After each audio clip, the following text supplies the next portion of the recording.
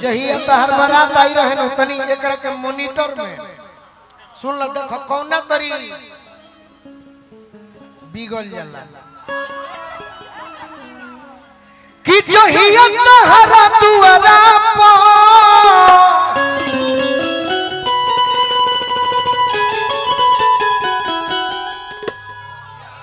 यह रूप के यह चेहरा के भोजपुरी में कोनो जनी है नहीं।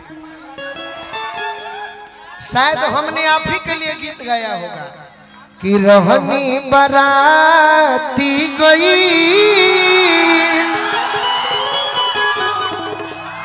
अरे एगो लड़की से लोभ हो चांदनियों चेहरा के अरे करी का बड़ाई दुल्हन के आगे पीछे अरे रहली घोरियाई। किसी को आपके चेहरे दीवाने बनाते होंगे, केहू कपड़ा देखत है केहू बाल देखत है, लेकिन हम ओठ पर रहे कालती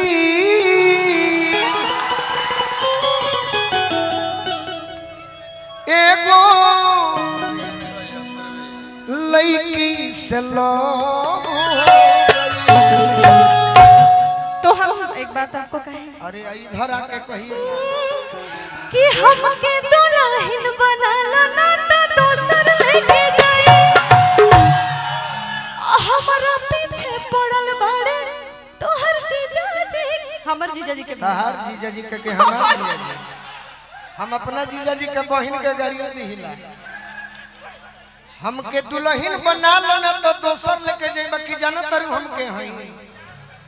अरे कि जहिया तहरा दुआरा पर अरे मारो खाती बास गिरी अजियो बनाए जान ओही दिन हमर लाश गिरी जियो बनाए जान ओही दिन हमर लाश गिरी।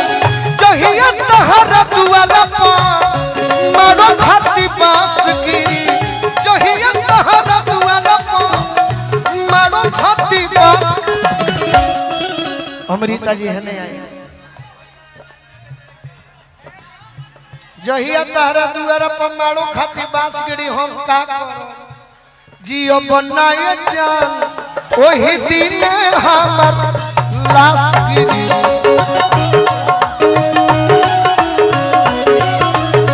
जियो बनाए जान ओही दिन हमर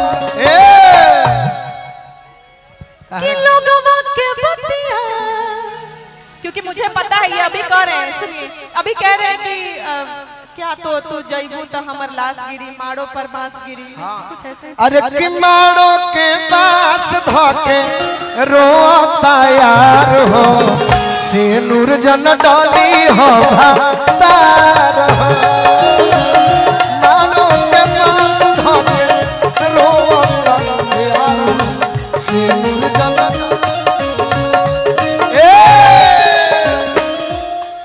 कहीं कहीं कि लोगवा के बतिया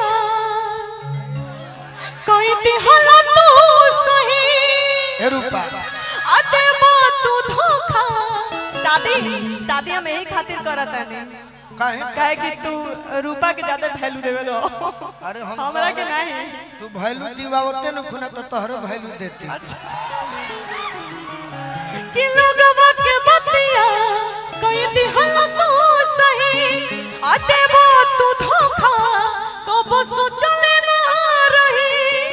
देखिए कैसे सटे हुई हैं पाक आपा के दूसरा के भलाई तू रह जाए आँख से आँख फिर ना मिला पैना आँख से आँख फिर ना मिला पैना लोगों के।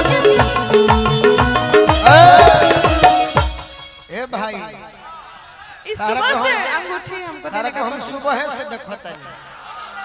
अब तू बैठ ना अब तू बैठो ए दोस्त बैठो ना। अच्छा हेलो कहला कहला बैठिए आराम से।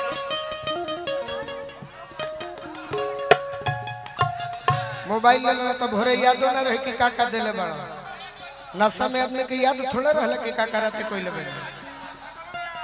आहा हेलो सारे सिकवे गिले अमृता जी हने आई भुला के कहो जो भी कहना है मुस्कुरा के कहो। लेकिन मैं आपसे कह रहा हूं थोड़ा साउंड दीजिए इनमें।